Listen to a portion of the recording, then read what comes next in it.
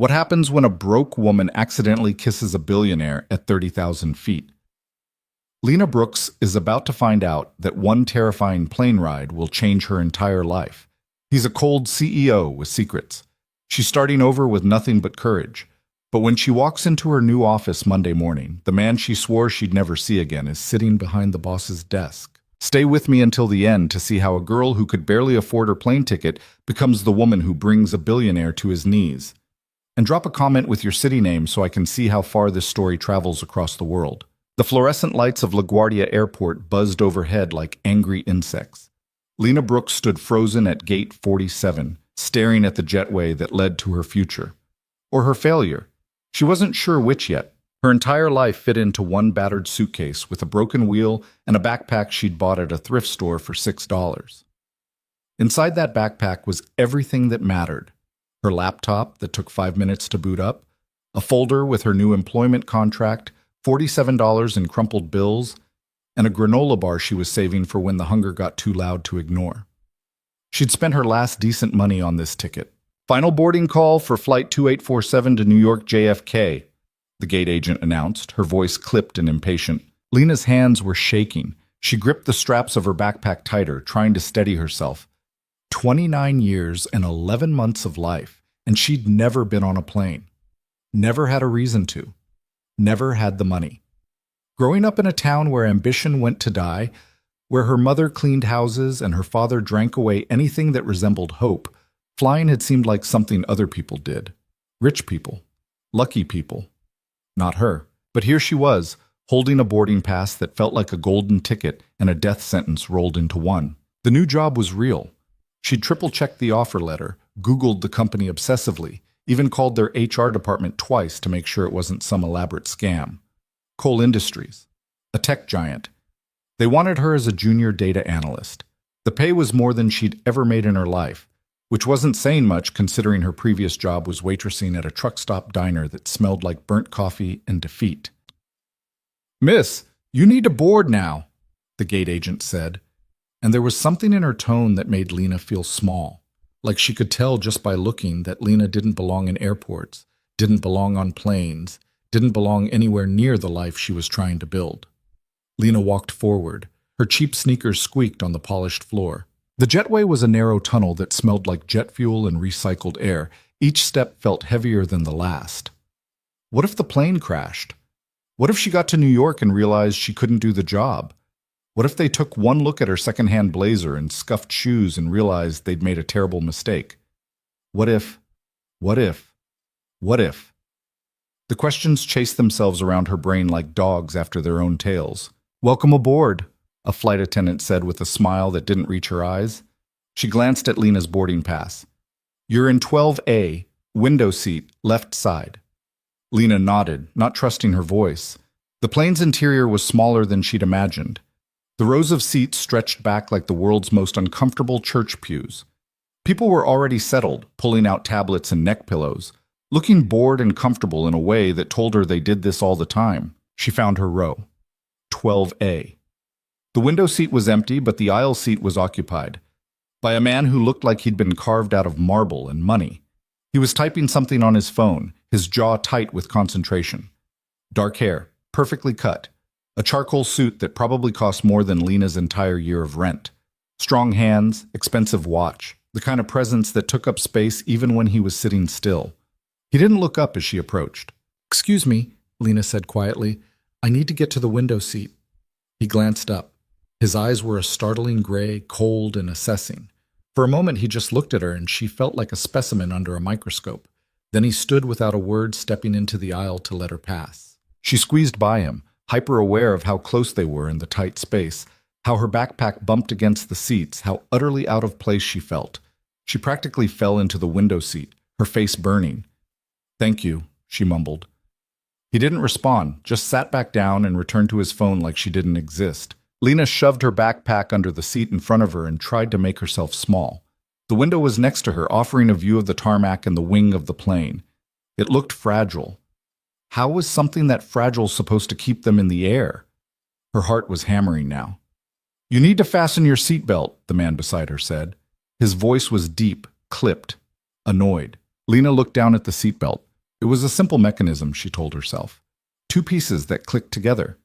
People did this every day. Children did this. She grabbed both ends and tried to connect them. They didn't fit.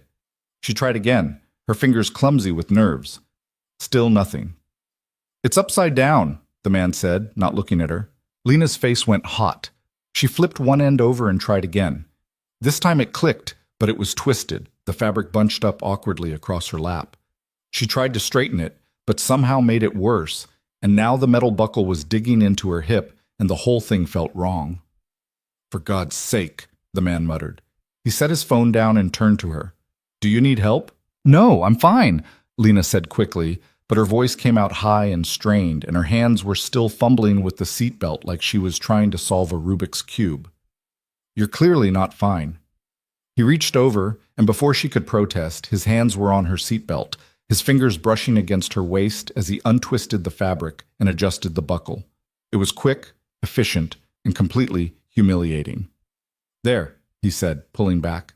It's not complicated. Lena wanted to disappear. She wanted the seat to open up and swallow her whole. Thank you, she whispered. He was already back on his phone. The flight attendant came by, checking seatbelts and overhead bins.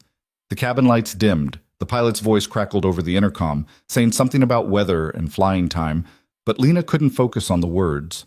Her heart was a wild animal in her chest. The plane started to move. Oh God, this was happening. The engine noise grew louder, a deep rumble that she could feel in her bones. They were taxiing now, rolling toward the runway, and all Lena could think about was how unnatural this was. Humans weren't meant to fly. This was hubris. This was insanity. Are you all right? The man beside her asked, and there was something different in his tone now, less annoyed, more concerned. I'm fine, Lena lied. Her knuckles were white from gripping the armrests. You don't look fine. I've never flown before, she admitted, the words tumbling out before she could stop them. I don't know what I'm doing. I don't know why I thought this was a good idea. What if something goes wrong? What if the engine fails? What if... Statistically, flying is safer than driving, he said, cutting off her spiral. You're more likely to die in a car accident on the way to the airport than on this plane. That's not as comforting as you think it is. The corner of his mouth twitched. It wasn't quite a smile, but it was close. First time flying, and you're doing it alone. I don't really have a choice. She didn't know why she was telling him this. Maybe because he was a stranger and she'd never see him again. Maybe because the fear had cracked her open and the truth was spilling out. I got a new job. In New York. I had to take it. It's my only shot at something better. He studied her for a moment and she couldn't read his expression. What kind of job? Data analyst for a tech company. Which company? Coal Industries. Something shifted in his face, but before she could identify it, the plane turned onto the runway and the engine noise became a roar. Lena's breath caught. This was it. This was really happening. Look at me, the man said, and his voice cut through her panic. She turned to him, her eyes wide. You're going to be fine. The takeoff is the worst part, and it only lasts a minute. Just breathe. I am breathing. No, you're hyperventilating. There's a difference. He kept his eyes on hers, steady and calm. In through your nose, out through your mouth. Slowly. She tried. It didn't really work. The plane was accelerating now faster and faster, and she could feel the wheels lifting off the ground, and oh God, they were in the air. Nothing but air, nothing holding them up except physics and prayer. Her hand shot out without thinking, grabbing onto something solid. His hand. She realized what she had done a second too late. She was holding hands with a complete stranger, squeezing hard enough to probably cut off his circulation, but he didn't pull away. His hand was warm and strong, and he let her hold on. You're doing great, he said quietly. The plane climbed higher. Her stomach dropped. The ground fell away below them, buildings becoming toys, cars becoming ants. It was terrifying and beautiful and completely surreal. And then they were above the clouds, the sky opening up into an endless blue, and the plane leveled out. Lena slowly released her death grip on his hand. I'm sorry, she said, mortified. I didn't mean to... It's fine. I'm not usually this much of a disaster. Could have fooled me, he said, but there was the faintest hint of amusement in his voice, She risked a glance at him. He was looking at her differently now, like he was actually seeing her instead of just tolerating her presence. His eyes weren't cold anymore. They were curious. "I'm Lena," she said. "Lena Brooks." He hesitated just for a second. "Adrian. Thank you for not making me feel like a complete idiot, Adrian. You made yourself feel like an idiot just fine without my help." She laughed, despite herself, a short, surprised sound. "Wow, brutal honesty. I don't see the point in lying." The seatbelt sign dinged off. People around them started moving, pulling out laptops and books, settling in for the flight. Lena felt herself starting to relax, the adrenaline slowly draining away. "So," Adrian said, "data analyst. Are you any good?" "I don't know yet," Lena admitted. "I guess I'll find out." That's a refreshing answer. Most people would oversell themselves. I don't have enough to oversell. She pulled her backpack out from under the seat, digging around for the granola bar. Her stomach was starting to unknot, and hunger was creeping in. "I barely finished community college. Took me 6 years because I had to work full-time. I taught myself most of the programming and analytics stuff online. This job is way above my experience level. They probably hired me because I was cheap." She didn't know why she was being so honest. Maybe because he was a stranger. Maybe because something about his bluntness made her want to match it. "Or maybe they hired you because you're good at what you do," Adrian said. "Maybe." She unwrapped the granola bar. It was crushed into pieces, but she ate it anyway. "What about you? What do you do?" "I run a company." "What kind of company?" "Tech." "That's vague." "It is," he agreed, and didn't elaborate. She wanted to ask more, but something in his demeanor told her he was done with that topic. So instead, she looked out the window at the clouds below, trying to wrap her mind around the fact that she was in the sky, flying toward a new life. "Can I ask you something?" Adrian said after a moment. "Sure." "Why Cole Industries specifically?" "There are a lot of tech companies. They were the only ones who called me back," Lena said simply. "I applied to maybe 50 places. Cole Industries was the only one that gave me a chance. So here I am." He nodded slowly, like he was filing that information away. "You'll do fine." "You don't know that." "I do, actually. Anyone who fights this hard for something usually figures out how to make it work." Lena looked at him surprised. "That's almost a compliment." "Don't let it go to your head." She smiled. It felt good to smile. The fear was still there, humming under her skin, but it wasn't drowning her anymore. "You're kind of an asshole, you know that?" "I've been told." They fell into a comfortable silence. Lena pulled out her laptop, thinking she might review some of the training materials Cole Industries had sent her. But the laptop's fan made a horrible whirring noise when she opened it, and the screen flickered twice before stabilizing. "That sounds like it's dying," Adrian observed. "It's been dying for 2 years. I'm just trying to get a few more months out of it." "You should get a new one before you start your job." "With what money?" Lena asked, then immediately regretted it. She sounded bitter. She sounded poor. Which she was, but she didn't need to advertise it. Adrian didn't respond to that. He just watched her struggle with her laptop for another minute before going back to his own phone. An hour passed, then another. Lena tried to work, but the combination of nerves and exhaustion made it impossible to concentrate. She ended up just staring out the window, watching the landscape change below them. "Do you have a place to stay in New York?" Adrian asked suddenly. Lena turned to him.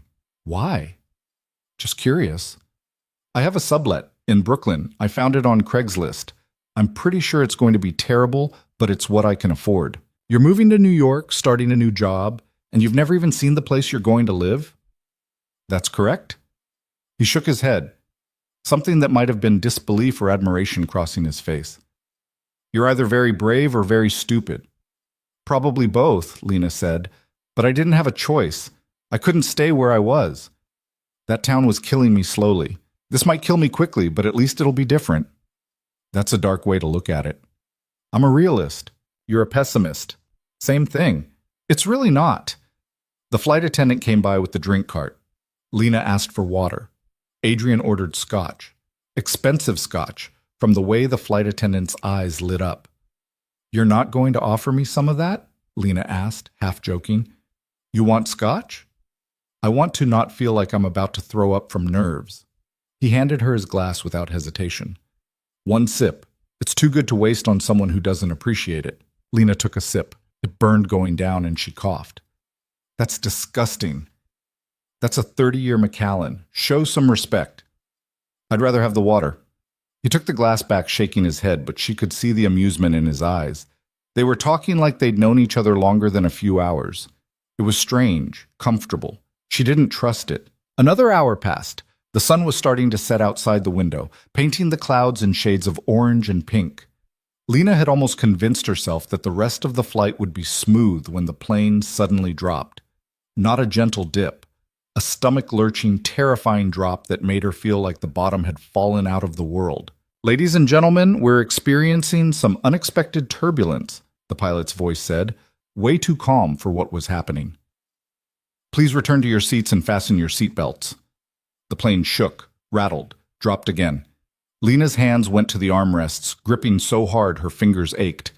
Her breath was coming fast and shallow. This was it. This was how she died. On her first flight, before she even got to try at her new life. "Lena," Adrian said, and his voice was steady, grounding. "Look at me." She couldn't. She was frozen, staring at the window as the plane bucked and swayed. "Lena." His hand covered hers on the armrest. "This is normal. Turbulence happens. The plane can handle it." "We're going to crash," she said, and her voice was shaking. "We're not going to crash." The plane dropped again, and this time Lena made a sound that was half gasp, half sob. She turned away from the window, toward Adrian, and she didn't think. She just moved. She grabbed onto him like he was the only solid thing in a world that was falling apart. And he let her. His arms came around her, strong and sure, and she pressed her face against his chest, trying to block out the sounds of the plane groaning and the overhead bins rattling and the other passengers gasping. "You're okay," he said quietly, and one of his hands moved to the back of her head, holding her steady. "I've got you. You're okay." The turbulence went on forever. Or maybe it was only a minute. Lena couldn't tell. Time had stopped meaning anything. All she knew was that she was shaking, and Adrian was holding her, and his heartbeat was steady against her ear. And then the plane stopped shaking. The turbulence passed as suddenly as it had started. The cabin lights brightened. The pilot came back on the intercom, apologizing for the rough patch, saying they were clear now. Lena pulled back slowly, reality crashing down on her. She'd just thrown herself at a stranger. She was practically in his lap. His arms were still around her. "I'm sorry," she stammered, pulling away completely. "I didn't mean to. It's fine," Adrian said, but his voice sounded different, rougher. She looked up at him, and their faces were inches apart. She could see the exact moment everything changed, when concern shifted into something else, something heated and complicated and utterly inappropriate. His eyes dropped to her mouth. She should move. She should pull back. She should do anything except lean closer. But she leaned closer, and he met her halfway. The kiss was not soft. It was not gentle. It was desperate and messy and fueled by adrenaline and fear and something neither of them wanted to name. His hand was in her hair, and her fingers were twisted in his shirt. And for a few heartbeats, the entire world narrowed down to this moment, this connection, this complete and utter insanity. Then someone coughed. The flight attendant was standing in the aisle, her eyes wide, her mouth pressed into a thin line of disapproval. Lena jerked back like she'd been electrocuted. Her face was on fire. Oh God, what had she just done? She'd kissed a stranger. On a plane, in front of people. "I need to..." She didn't finish the sentence. She just unbuckled her seatbelt and practically threw herself into the aisle, stumbling toward the bathroom at the back of the plane. Her hands were shaking as she locked the bathroom door behind her. She looked at herself in the mirror. Her hair was a mess. Her lips were swollen. Her eyes were too bright. She'd lost her mind. That was the only explanation. The stress of everything had finally broken her brain, and she'd kissed a stranger on an airplane. A stranger who kissed her back. A stranger whose arms had felt like the safest place in the world. Lena splashed cold water on her face, trying to calm down. It was fine. It was fine. The flight was almost over. She'd go back to her seat, avoid eye contact for the remaining 30 minutes, and then she'd never see him again. It would become a weird, embarrassing story she'd never tell anyone. When she came out of the bathroom, the cabin lights were even brighter. They were descending.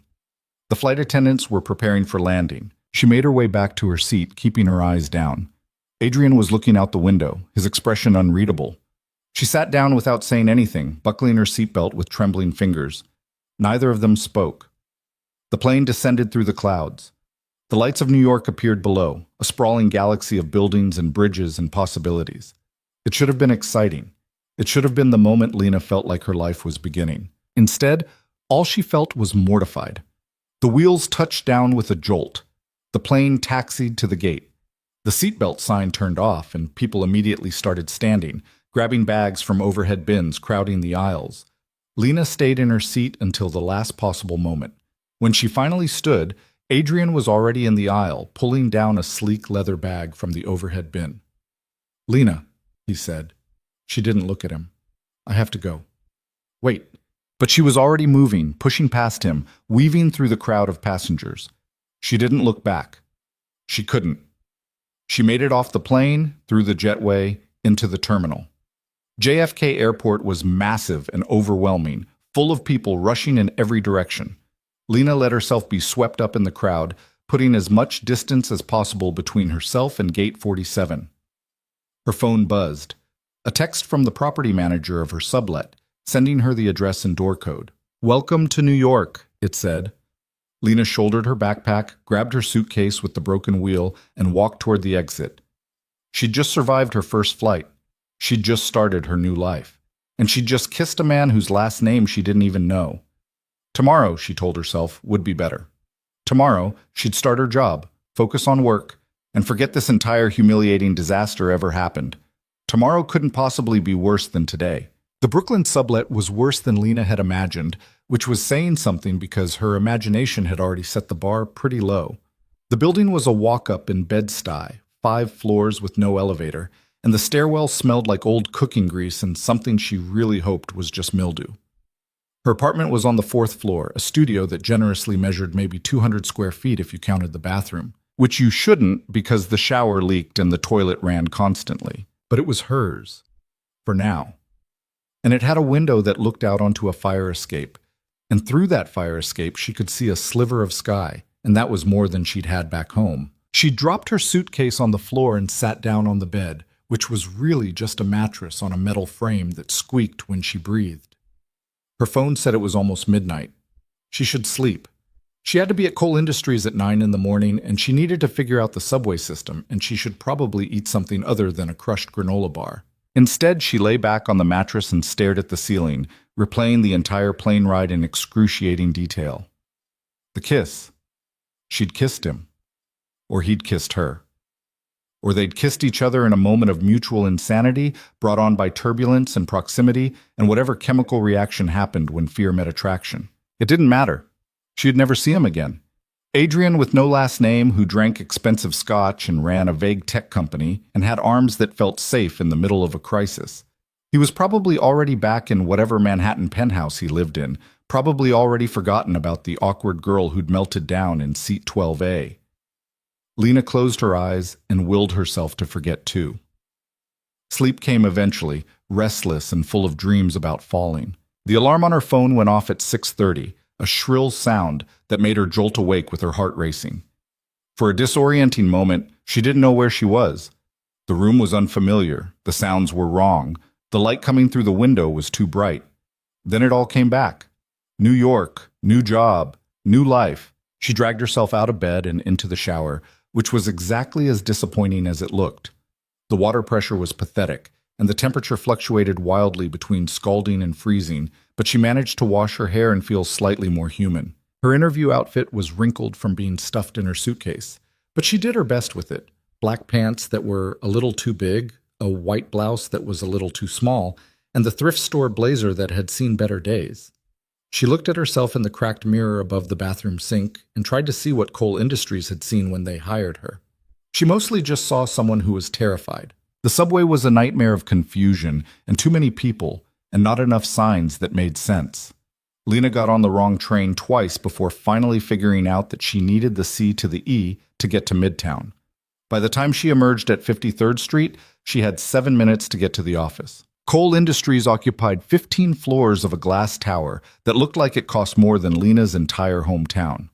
The lobby was all marble and modern art, and a reception desk that stretched for what felt like a city block. Lena walked in, her sneakers squeaking on the polished floor, feeling like an imposter. "Can I help you?" the receptionist asked. She was impossibly beautiful, with perfect hair and perfect makeup, and a smile that was professionally polite and personally dismissive. "I'm Lena Brooks. I'm starting today. Data analyst." The receptionist typed something into her computer. 15th floor. Check in with HR. The elevator ride up was silent except for the quiet jazz playing through hidden speakers. Lena watched the floor numbers climb and tried to calm her racing heart. She could do this. She'd fought too hard to get here to fall apart now. The 15th floor was open concept, all glass walls and standing desks, and people who looked busy and important. HR was a woman named Monica, who had a clipboard and a smile that was slightly more genuine than the receptionist's. "Lena Brooks, welcome," Monica said, shaking her hand. "You're right on time. Let me get you set up with your badge and your workstation, and then we'll do the orientation." The next 2 hours were a blur of paperwork and building tours and introductions to people whose names Lena immediately forgot. Her workstation was a desk in a pod with 3 other analysts, all of whom looked younger than her and infinitely more confident. They nodded politely when Monica introduced her, then went back to their screens. "You'll be working under the data infrastructure team," Monica explained, pulling up something on Lena's new computer. "Your manager is David Chen. He's in meetings this morning, but he'll check in with you this afternoon. For now, just get familiar with the systems. Your login credentials are here." Monica handed her a packet of information and left. Lena sat down at her desk, staring at the computer screen. The chair was ergonomic and expensive. The monitor was huge. Everything was new and clean, and so far beyond what she was used to that she felt like she'd wandered onto a movie set. "First day?" the guy at the desk next to hers asked. He was maybe 25, with messy hair and glasses and a coffee mug that said, "I void warranties." "That obvious?" Lena asked. "You have that deer in headlights look. I'm Marcus." "Lena. Where'd you come from?" "Missouri, small town. You wouldn't know it. And now you're here. That's a hell of a jump." "Tell me about it." Marcus grinned. "You'll be fine. The work's not that bad once you figure out the systems. And if you need anything, just ask. Well, don't ask Trevor." He nodded toward one of the other analysts, a guy in a button-down shirt who was typing with the aggressive intensity of someone very angry at his keyboard. "He's an asshole, but the rest of us are okay." "Good to know." Lena spent the rest of the morning trying to navigate the company's database systems and feeling progressively more lost. Everything was more complex than she'd anticipated, layers upon layers of security protocols and data structures that didn't match anything she'd taught herself online. By lunch, she had a headache and a growing sense that she was in way over her head. She ate a sandwich from a deli across the street, sitting on a bench in a small plaza between buildings, watching New Yorkers rush past with their important lives and their purpose. She didn't feel like she belonged here. She felt like a kid playing dress-up. When she got back to her desk, there was an email waiting. Company-wide meeting at 2 p.m. Attendance mandatory. Conference room on the 20th floor. "What's this about?" Lena asked Marcus. He looked at his own email and shrugged. "Probably some corporate thing, new quarter goals or whatever. Cole likes to do these big presentations sometimes." "Cole?" "Adrian Cole, the CEO. You know, the guy who runs this whole place?" Lena's stomach dropped. "Adrian Cole? Yeah, he's kind of a legend. Built this company from nothing. Now it's worth billions. He's also supposedly a nightmare to work for, but I've never actually met him. He stays up on the executive floors mostly." Lena couldn't breathe. Adrian Cole. The man from the plane was Adrian Cole, the CEO, her boss. The man she'd kissed in a moment of turbulence-induced insanity. "You okay?" Marcus asked. "You look like you're going to pass out." "I'm fine," Lena lied. "Just low blood sugar." She was not fine. She was the opposite of fine.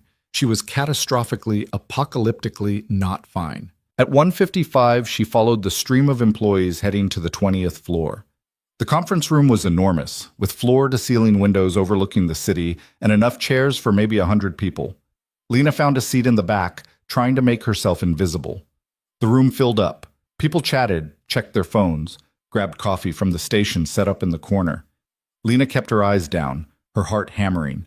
At exactly 2 o'clock, The door at the front of the room opened. Adrian Cole walked in. He looked different than he had on the plane. More polished, more intimidating. He wore a navy suit that fit him perfectly, and his dark hair was styled back, and he moved with the kind of confidence that came from owning everything in sight. He was followed by two other executives, a man and a woman, both carrying tablets and looking serious. Adrian stepped up to the podium at the front of the room. He didn't smile. He just looked out at the assembled employees with those sharp gray eyes, and the room went quiet. "Thank you all for coming," he said. His voice carried easily, no microphone needed. "I'll keep this brief. We're beginning Q2, and I want to lay out our priorities for the next 3 months." He started talking about growth projections and new client acquisitions and infrastructure upgrades. Lena tried to focus on his words, but all she could think about was the fact that she'd had her tongue in this man's mouth less than 24 hours ago. She wanted to die. Actually die. Just cease to exist. And then, as if the universe hadn't humiliated her enough, Adrian's eyes swept across the room and landed on her. He stopped mid-sentence. It was just for a second, maybe less, but Lena saw the recognition flash across his face, saw the momentary break in his perfect composure. Then it was gone, and he continued talking like nothing had happened, but Lena's face was on fire, and her hands were shaking, and she was absolutely certain that everyone in the room could tell that something had just happened, even if they didn't know what. The meeting lasted another 20 minutes. Adrian laid out expectations, introduced some new department heads, talked about a major security upgrade they were implementing. Lena absorbed maybe 10% of it. The rest was just white noise under the screaming panic in her head. When the meeting finally ended, Lena bolted. She was out of her chair and halfway to the door before most people had even stood up. She made it to the elevator, jabbed the button for the 15th floor, and prayed that the doors would close before, "Hold the elevator!" a voice called. Lena's hand shot out on instinct, stopping the doors. 3 people got in, chatting about the meeting, and Lena tried to blend into the back corner. The elevator stopped on 18, then 17, then 16. People got off. People got on. And then, on the 16th floor, Adrian Cole stepped into the elevator. He was alone now, the other executives gone. He stepped in, pressed the button for 20, and turned around. His eyes met Lena's. She looked away immediately, staring at the floor numbers like they were the most fascinating things she'd ever seen. The other people in the elevator got off on 15. The doors closed. They were alone. "Lena Brooks," Adrian said quietly. "Mr. Cole," she managed. "You work here." "Apparently." "You didn't think to mention that on the plane? You didn't think to mention that you were the CEO? I don't generally introduce myself with my job title." "Neither do I." The elevator continued up. Lena could feel him looking at her, but she kept her eyes fixed on the doors. "This is a problem," Adrian said. "You think?" "We need to talk about this." "There's nothing to talk about. It was a mistake. It didn't mean anything. We can both just pretend it never happened." "Can we?" Lena finally looked at him. His expression was unreadable, but there was something in his eyes that made her chest tight. "We have to. You're the CEO. I'm a junior analyst. There is no version of this that isn't a disaster." The elevator stopped on 20. The doors opened. Adrian didn't move. "My office. Tomorrow. 8 a.m. "What?" "We're going to talk about this like adults. Tomorrow. 8 a.m. He stepped out of the elevator, then turned back. "And Lena, don't be late." The doors closed before she could respond. Lena made it back to her desk and sat down in a daze. Marcus glanced over at her. "You look like you've seen a ghost." Something like that. She spent the rest of the afternoon in a fog, barely processing anything on her screen. At 5:30, most people started packing up. Lena stayed. She didn't want to go back to her depressing sublet. She didn't want to sit alone with her thoughts. So she kept working, trying to make sense of the database systems, trying to be useful. By 7, the office was mostly empty. Just a few other people scattered around, equally unwilling to go home. Lena was deep in a tangle of code, trying to trace a data flow path, when an alert popped up on her screen. "Security breach detected. Unauthorized access attempt on server cluster 7. Lena frowned. That didn't seem right. She clicked on the alert, pulling up the security logs. Someone was trying to access the company's client database. Multiple attempts, different entry points, sophisticated enough to get past the first 2 layers of security. This wasn't a drill. This was real. Lena's fingers flew across the keyboard. She pulled up the network monitoring tools, traced the intrusion attempts, saw the pattern. Someone was systematically probing for weaknesses, looking for a way in. And they were good. Really good. She should call someone. IT security, her manager. Someone who actually knew what they were doing, but her manager was gone for the day. IT security was probably gone too. And every second she wasted, this person got closer to breaching the system. Lena made a decision. She started building a counter-intrusion protocol, something she'd learned from a hacker forum she used to lurk on when she was teaching herself code. It was risky. It was probably against company policy. But it might work. She implemented the first layer, watching the logs. The intrusion attempt slowed, then stopped, then started again from a different angle. Whoever this was, they were adapting. Lena built another layer, then another. She was so focused that she didn't hear footsteps behind her until someone spoke. "What are you doing?" Lena jumped, spinning around.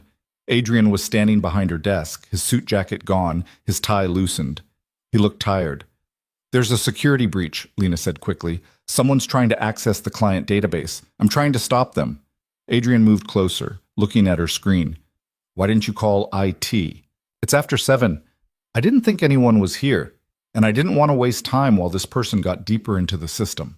He pulled out his phone, made a call. "Marcus, I need you in the office now. We have a situation." He hung up and looked back at Lena's screen. "Show me what you're doing." Lena walked him through it, explaining the intrusion pattern, the countermeasures she'd built, the vulnerabilities she'd identified. Adrian listened, his expression intense, asking sharp questions that told her he actually understood what she was talking about. "This is good work," he said finally, "but you're treating the symptoms, not the cause. They're going to keep probing until they find a weakness." "I know. I'm trying to reinforce the weak points, but there are too many." "Then don't reinforce them. Lock them down completely." He leaned over her keyboard, his arm brushing against hers, and typed a series of commands that brought up a different part of the system. "Cut off external access to the entire cluster. It'll inconvenience some remote workers, but it'll stop the breach." "Won't that trigger alerts across the whole company?" "Yes, which is fine. People should know we're under attack." Lena executed the lockdown. The intrusion attempt stopped immediately. Her screen lit up with alerts, notifications, messages from automated systems flagging the sudden change. Adrian's phone started ringing. He ignored it. "How did you spot this?" he asked. "I was just working late, and the alert popped up. I thought it might be a false alarm, but when I checked the logs, the pattern was too consistent." "And you know how to build counter-intrusion protocols? Because I taught myself. Online forums, hacker communities, YouTube tutorials. I know it's not official training, but it's better than official training," Adrian interrupted. "Official training teaches you to follow procedures. What you did was creative problem solving under pressure." Lena didn't know what to say to that. She was very aware of how close he was standing, how she could smell his cologne, how his presence made the air feel charged. The elevator dinged. A man in his 40s rushed out, slightly out of breath. He had ET security written all over him. "What's going on?" he asked, heading straight for them. "Someone tried to breach server cluster 7, Adrian said.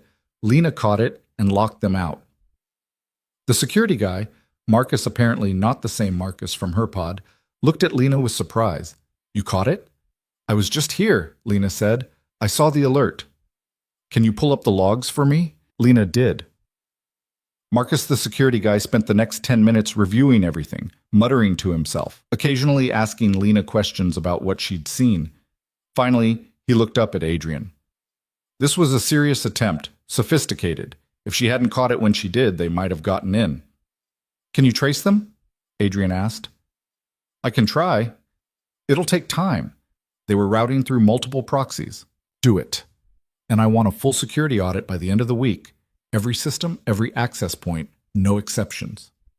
"Yes, sir." Marcus left. The office was quiet again. Adrian turned back to Lena. "You saved the company a lot of trouble tonight." "I just did what made sense." "Most people wouldn't have known what made sense. They would have panicked or ignored it or made it worse." He paused. "You're better than your resume suggested." "Is that a compliment?" "It's an observation." Lena stood up from her desk. Her legs were shaky from the adrenaline crash. Are we done here? Because I really should. 8 a.m. tomorrow, Adrian said. My office. We still need to talk. About what happened on the plane. Among other things, yes. What other things? You'll find out tomorrow. He picked up his jacket from where he'd draped it over a nearby chair. Get some rest, Lena. You've earned it. He walked toward the elevator, and Lena watched him go, her mind spinning. She'd just stopped a cyber attack. She'd just had a conversation with the CEO that didn't end in complete humiliation. She'd just been told she was better than expected. And tomorrow, she had to sit in his office and talk about the kiss. Lena grabbed her bag and headed for the elevator. The subway ride back to Brooklyn was packed with people heading home from late shifts and evening plans. Lena stood in the corner of the car, holding onto a pole, replaying everything that had just happened. When she got back to her sublet, she heated up a cup of instant ramen and ate it sitting on her squeaky bed, staring at her laptop screen. She should sleep. She should prepare for tomorrow's conversation. She should do literally anything productive. Instead, she Googled Adrian Cole. The results were extensive. Articles about his rise in the tech world, his company's valuation, his reputation as a ruthless but brilliant CEO. Photos from charity galas and business conferences, always looking sharp and controlled. A few gossip pieces speculating about his personal life, which he apparently kept extremely private. And then, buried several pages deep, an article from 3 years ago. Tech CEO Adrian Cole files for divorce. Lena clicked on it. The details were vague, protected by legal language and NDAs, but the basics were there. He'd been married to someone named Victoria Ashford, a marketing executive. The marriage had ended badly, no kids mentioned. Lena closed her laptop. It was none of her business. His personal life was none of her business. The kiss was a mistake, and tomorrow they would have an awkward conversation about maintaining professionalism, and then they would both move on. Except she couldn't stop thinking about the way he'd looked at her in the elevator, the way his voice had gone rough when he said her name, the way he'd stood close to her while they dealt with the security breach, like the proximity was natural. She was reading into things. She was creating problems that didn't exist. Lena forced herself to get ready for bed. She set 3 alarms on her phone, all for 6 a.m., because she could not be late tomorrow. She lay down on the mattress, pulled the thin blanket up to her chin, and stared at the ceiling. Tomorrow was going to be a disaster. She could feel it. But at least she'd saved the company's data tonight. At least she'd proven she could do something right. That had to count for something. Sleep came eventually, restless and full of dreams where she was falling and Adrian was catching her over and over, and she never quite figured out if she wanted him to or not. The alarms went off at 6, harsh and unforgiving. Lena dragged herself through another terrible shower, put on her second-best outfit, which was somehow worse than her first-best outfit, and made it to the subway with enough time to grab coffee from a cart on the street. The coffee was bad, but it was hot and caffeinated, and that was all that mattered. She made it to Cole Industries at 7:45. The executive floor was quiet, just a few assistants setting up for the day. Lena stood in front of the door to Adrian's office, holding her terrible coffee, trying to gather courage. At exactly 8 a.m., the door opened. Adrian stood there, looking at her with an expression she couldn't read. "You're on time. You told me not to be late. Come in." His office was enormous, all glass and steel and a view of the city that probably cost more per month than Lena's entire sublet. There was a massive desk, a sitting area with a leather couch, and walls covered in screens showing what looked like real-time company data. Adrian gestured to the sitting area. "Sit." Lena sat on the edge of the couch, still holding her coffee like a shield. Adrian sat in the chair across from her, leaning back, studying her. "So," he said, "let's address the obvious." "The kiss," Lena said flatly. "The kiss. It was a mistake. I was scared, you were there, the turbulence happened, and my brain short-circuited. It didn't mean anything." "Is that what you think?" "That's what I know." Adrian was quiet for a moment. "You're right that it was a mistake. You're right that it complicates things. But you're wrong that it didn't mean anything." Lena's throat went dry. "What are you saying?" "I'm saying that I haven't been able to stop thinking about it. About you. Which is a problem, because you work for me, and there are about 1,000 rules against this, and I don't do complicated." "Then we agree it can't happen again." "We do." "So why am I here?" Adrian leaned forward, his elbows on his knees. Because I need to know if you can work here knowing what happened between us. I need to know if you can be professional. Can you? Lena shot back. Yes. Then so can I. Just like that? Just like that. Lena set her coffee down on the table between them. Look, I need this job. I fought too hard to get here to throw it away because of one stupid kiss. So yes, I can be professional. I can pretend it never happened. I can treat you like any other boss. Can you do the same? Adrian's eyes were locked on hers, and for a long moment, neither of them spoke. Then he nodded slowly. Yes. Good. But there's something else we need to discuss. What? What you did last night, stopping that security breach. That wasn't junior analyst level work. Lena shifted uncomfortably. I just did what I thought would help. You did what would have taken our security team hours to figure out, and you did it in minutes with no backup, using techniques that aren't part of any official training. Adrian stood up, walking to the windows. I want you moved to a different position. What? You're wasted in data infrastructure. I want you on the security team. Direct report to me. Lena's mind went blank. You want me to report directly to you? Yes. That's insane. Why? Because I've been here one day. Because I'm not qualified. Because you just said we need to maintain professional boundaries and now you want me working directly under you? Under me professionally, Adrian clarified. This isn't about what happened on the plane. This is about the fact that you have skills this company needs, and I don't waste talent. I can't do this. Why not? Because everyone will think I'm sleeping with you to get ahead, Lena said bluntly. Adrian turned to face her. Are you sleeping with me? No? Then it doesn't matter what people think. You earned this. Take it. Lena stood up, her hands clenched into fists. You don't get it. You're the CEO. You're a billionaire. You can do whatever you want and people will justify it. I'm the poor girl from nowhere who got here on luck. If you promote me after one day, everyone will assume the worst. Let them. Easy for you to say. Nothing about this is easy, Adrian said quietly. But I'm offering you an opportunity. What you do with it is up to you. Lena looked at him, this man who'd held her during turbulence, who'd kissed her like the world was ending, who was now offering her everything she'd ever wanted and making it impossibly complicated at the same time. I need to think about it, she said finally. You have until Monday. That's only 3 days. Then you'd better think fast. Lena walked out of Adrian's office with her head spinning and her coffee gone cold. She had until Monday to decide whether to accept a promotion that would either make her career or destroy it before it even started.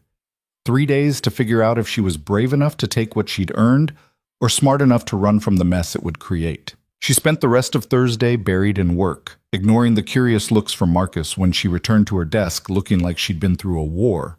By Friday, word had somehow spread that she'd stopped a security breach, and people kept stopping by to congratulate her or ask technical questions that made it clear they thought it was dumb luck rather than skill.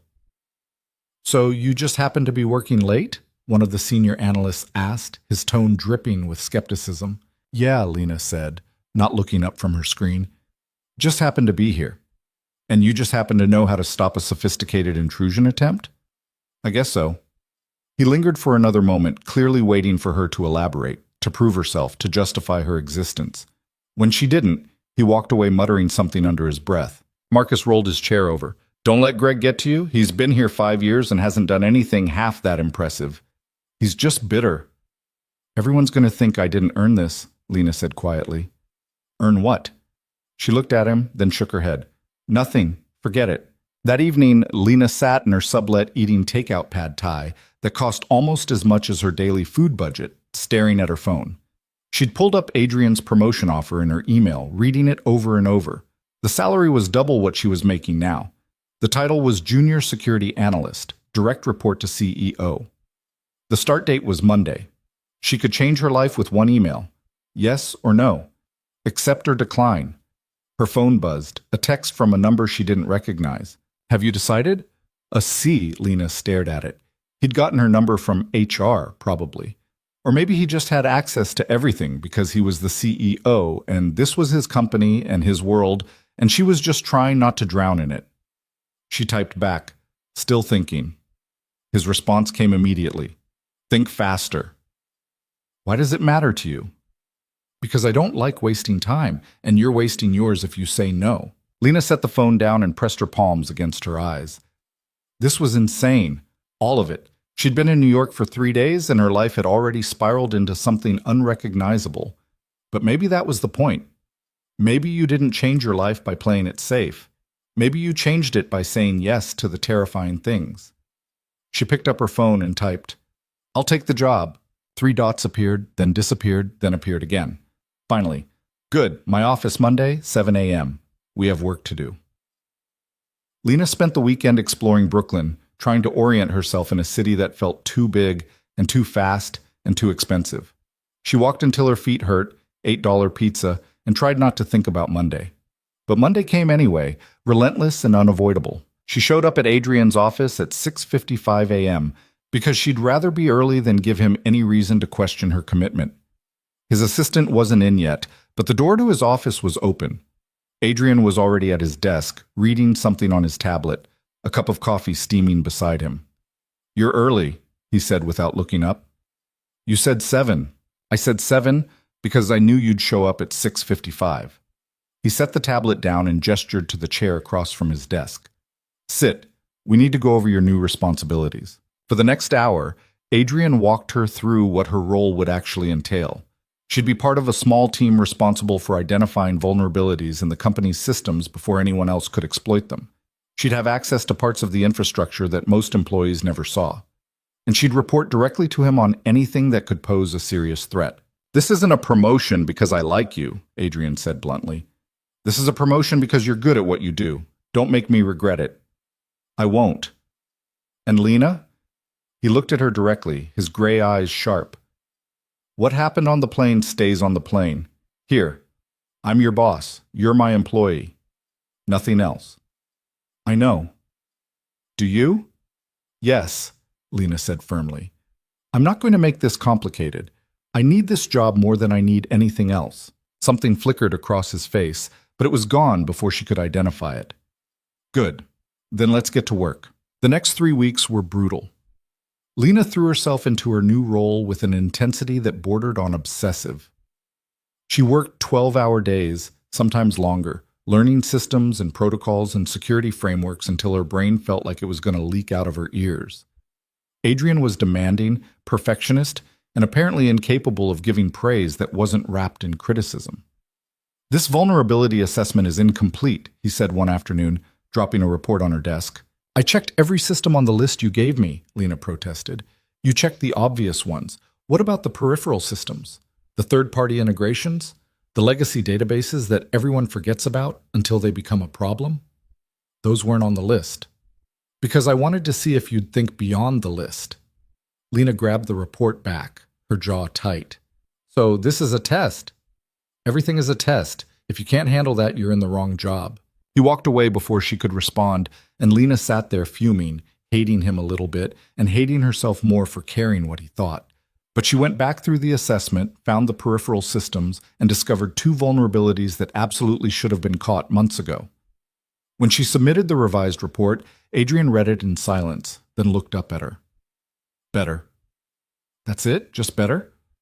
"What do you want, a trophy?" "I want to know if I'm doing this right." "You're doing it right. If you weren't, you wouldn't still be here." He handed the report back to her. "Implement the fixes by end of week." It was the closest thing to approval she'd gotten, and it shouldn't have felt as good as it did. By the end of the 3rd week, Lena had settled into a rhythm. She knew which coffee cart made the best breakfast sandwiches, which subway car was least crowded in the morning, and which of her coworkers were worth talking to, and which ones were just waiting for her to fail. She'd also learned that Adrian was at his desk by 6 every morning and rarely left before 8 at night, that he took his coffee black with no sugar, and that he had a kid he never talked about but sometimes got phone calls from that made his whole face change. She'd learned all of this by accident, just by proximity, and she tried very hard not to think about what it meant that she'd noticed. On a Tuesday in early May, Adrian called her into his office with an urgency that made her stomach drop. When she walked in, he was on the phone, speaking in what sounded like German, his tone clipped and frustrated. He waved her into a chair and continued the conversation for another minute before hanging up. Problem? Lena asked. Major problem. He leaned back in his chair, rubbing his temples. We're trying to close a deal with a tech consortium in Berlin. $1 billion contract. We've been negotiating for 8 months, and we're finally at the closing stage, but the lead investor is getting cold feet. What does that have to do with me? I need to go to Berlin tomorrow. I need to meet with them in person, smooth over whatever concerns they have, and get this deal done. He looked at her. And I need you to come with me. Lena blinked. What? The investor's primary concern is our security infrastructure. He wants assurances that we can protect his data, his clients' data, everything. You're the one who stopped that breach. You're the one who's been rebuilding our protocols. I need you there to answer his technical questions. You have an entire security team, people with actual experience. I have you, and you're better than half of them. That's not true. It is, actually. You just don't believe it yet. Adrian stood up, walking to the windows. This is not a request, Lena. This is your job. We leave tomorrow at 6 p.m. Pack for 3 days. Lena's mind was racing. Berlin, Germany. 3 days in a foreign country with Adrian Cole. I don't have a passport. Yes, you do. HR processed it as part of your onboarding. I've never left the country. Then this will be educational. Adrian, it's Mr. Cole at work, remember? He turned to look at her. Unless you're about to tell me you can't do this, in which case we have a bigger problem. Lena stood up, her hands clenched. I can do this. Then go home, pack, and meet me at the airport tomorrow at 4. We'll fly private. Of course we will, Lena muttered. She spent that evening in a panic, throwing clothes into her suitcase and Googling what people wore to billion-dollar business meetings in Berlin. Her wardrobe was pathetic, a collection of cheap blazers and wrinkled shirts that barely passed as professional. She ended up buying 2 new outfits on her credit card, wincing at the total, but knowing she couldn't show up looking like she'd raided a clearance rack. The next day crawled by. Lena tried to work but couldn't focus, her mind jumping between terror about the flight, terror about the meeting, and terror about spending 3 days in close proximity to Adrian while pretending she didn't remember what it felt like to kiss him. At 3:30, she grabbed her suitcase and headed for the airport.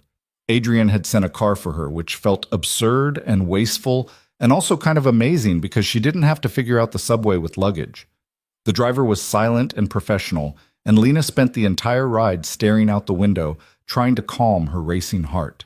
The private terminal at Teterboro was nothing like the chaos of LaGuardia. It was quiet, elegant, and full of people who looked like they flew private all the time. Lena felt completely out of place in her new blazer and her old suitcase. Adrian was already there, talking on his phone and looking irritated. When he saw her, he ended the call and walked over. You're on time. You sound surprised. I'm never surprised by you anymore.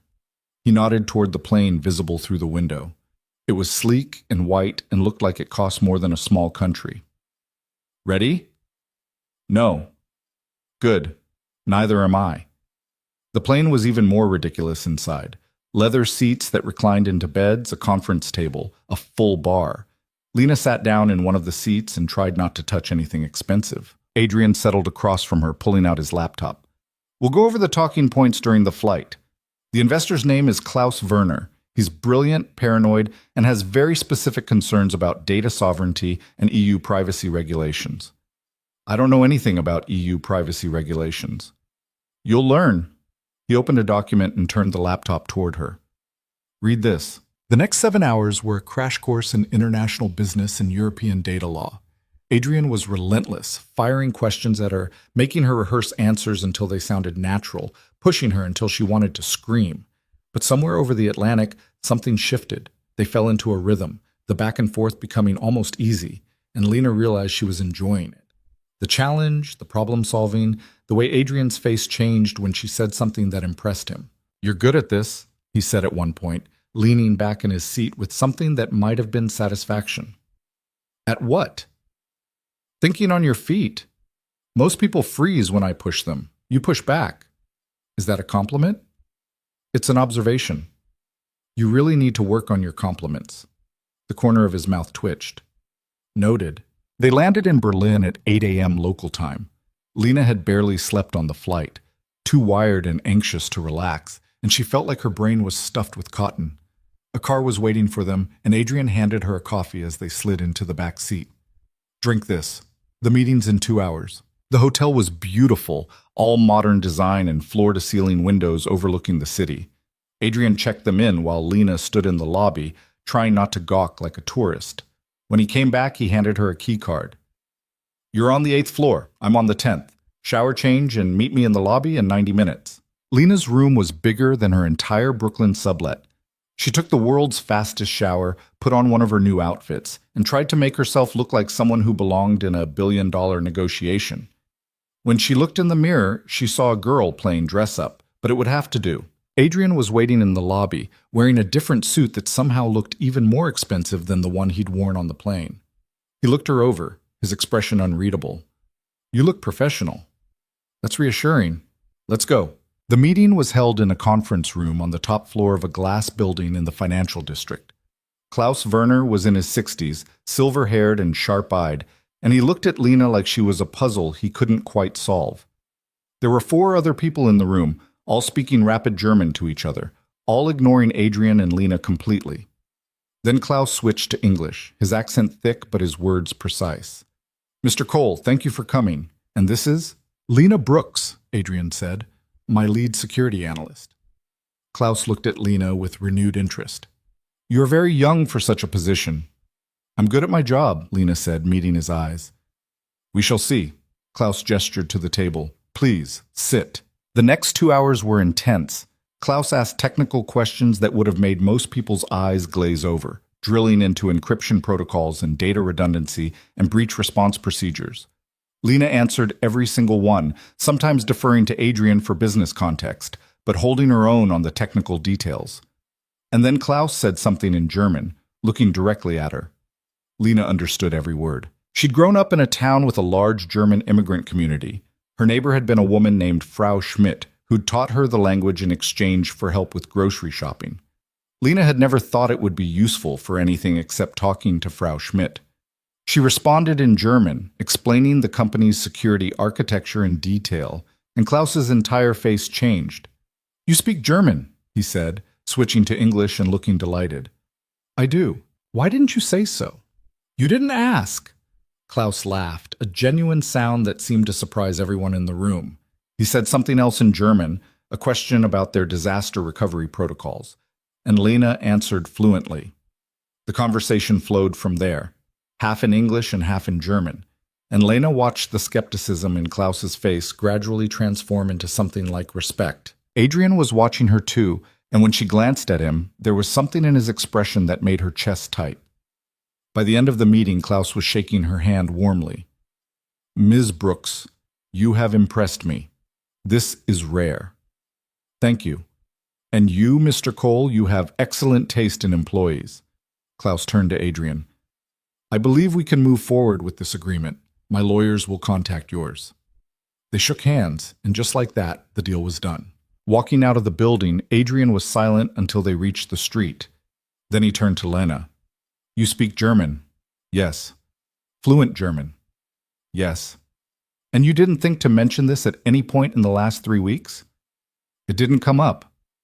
Adrian stared at her for a long moment, then shook his head. You're full of surprises.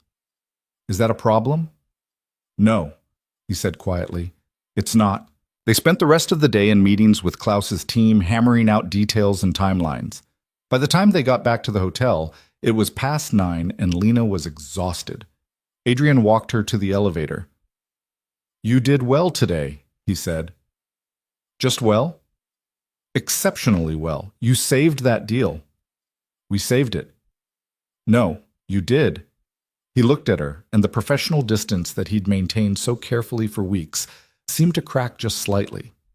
Have dinner with me. Lena's heart jumped. What? Dinner. There's a restaurant on the top floor. We should celebrate. That's not a good idea. Probably not. But I'm asking anyway. She should say no. She should go to her room, order room service, and maintain the boundaries they'd agreed on. But she was in Berlin, in a beautiful hotel, and Adrian was looking at her like she was something more than just an employee, and she was so tired of pretending she didn't feel the pull between them. Okay, she said. Dinner. The restaurant was elegant and intimate, with soft lighting and a view of the city that took her breath away. They sat at a table by the window, and for the first time since they'd met, they talked without the weight of work between them. Adrian told her about building the company from nothing, about the mistakes he'd made, about the loneliness of being responsible for thousands of people's livelihoods. "It's not what people think," he said. "Everyone sees the money and the power and thinks it must be easy. They don't see the nights you can't sleep because one wrong decision could destroy everything." "Do you regret it?" Lena asked. "No, but I wonder sometimes what it cost me." "Like what?" He was quiet for a moment. "I have a son, Ethan. He's 7. I barely see him. Because of work? Because of the divorce." Adrian's jaw tightened. "His mother has primary custody. I get him every other weekend, and some holidays if her schedule allows. Which it usually doesn't. That's terrible. It's what I agreed to. I thought if I didn't fight, it would be easier for him, less conflict. Turns out all it did was make me a stranger in my own kid's life." Lena reached across the table without thinking, putting her hand over his. "You're not a stranger. You're his father." Adrian looked down at her hand, then up at her face. "How do you do that?" "Do what?" "Make things sound simple when they're not." "I don't know. How do you make everything sound like a problem that needs solving?" He laughed, short and surprised.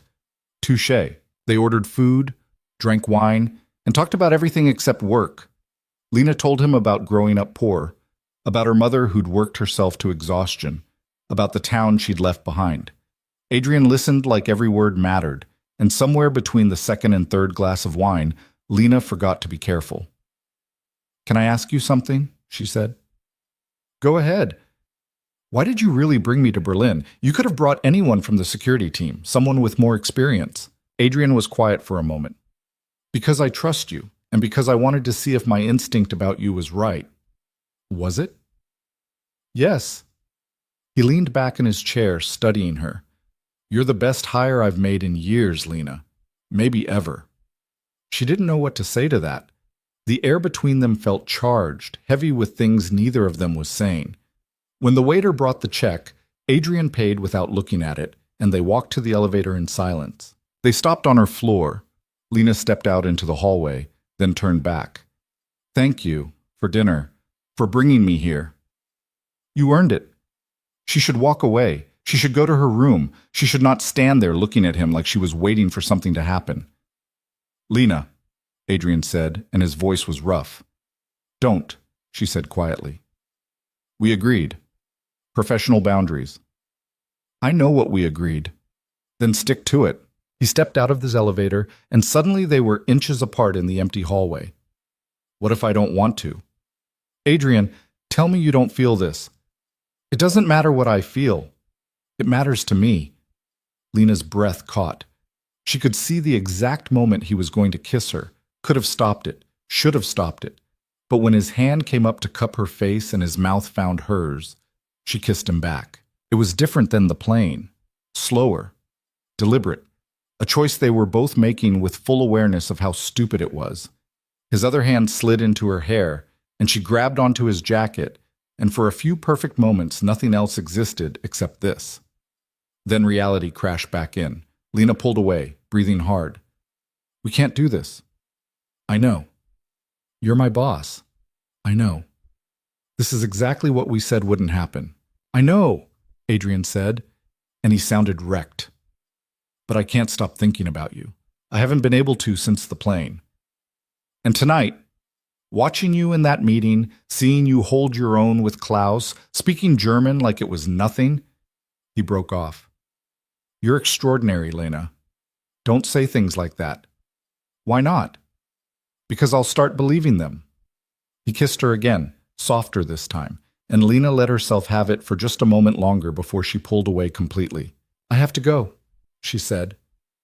"Lena." "Good night, Adrian." She walked to her room without looking back, closed the door, and leaned against it, her heart racing. What had she just done? What had they just done? Her phone buzzed, a text from Adrian. "I'm sorry." She typed back, "Me too." Then, "Let's just forget this happened." His response took a long time. "If you can forget, you're stronger than me." Lena didn't respond. She got ready for bed, lay down in the too comfortable hotel sheets, and stared at the ceiling. This was a disaster. This was going to ruin everything. But when she closed her eyes, all she could think about was the way he'd looked at her in the hallway, like she was the only thing in the world that mattered. She was in so much trouble. The next morning was agony. They had breakfast with Klaus's team, all business and contracts, and carefully maintained professionalism. Adrian didn't look at her more than necessary, and when he did, his face was completely neutral. It should have been a relief. Instead, it felt like a wound. They flew back to New York that afternoon. The flight was quiet, both of them working on their laptops, maintaining careful distance. When they landed, Adrian's driver dropped Lena at her apartment first. "See you Monday," Adrian said, still not quite meeting her eyes. "Monday," Lena agreed. She hauled her suitcase up the 4 flights of stairs, unlocked her door, and dropped everything on the floor. Her apartment felt smaller than ever, dim and depressing after the Berlin hotel. She should unpack. She should eat something. She should do literally anything productive. Instead, she sat on her bed and let herself fall apart just a little bit. Monday morning came too fast. Lena arrived at work early, steeling herself for the awkwardness. But when she got to her desk, there was an envelope waiting for her. Inside was a handwritten note from Adrian. "Thank you for your work in Berlin. You made the impossible happen. AC." It was professional, appropriate, exactly what a boss would write to an employee who'd done well. It gave her absolutely nothing to hold on to. Lena crumpled the note and threw it away. The next 2 weeks were torture. She and Adrian maintained perfect professional distance, communicating mostly through emails and the occasional brief meeting where they talked about security protocols and system upgrades and never once mentioned Berlin. Lena threw herself into work with even more intensity, staying late, coming in early, doing anything to avoid thinking about how badly she'd messed up. And then, on a Thursday afternoon, everything fell apart. Lena was at her desk when Adrian's assistant appeared. "Mr. Cole needs to see you. His office. Now." The tone was strange. Urgent.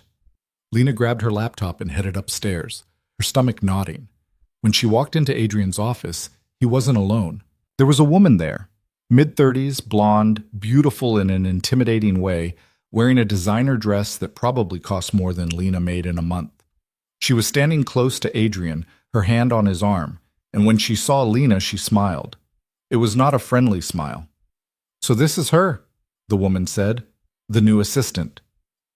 "Lena's not my assistant," Adrian said, his voice tight. "She's my security analyst."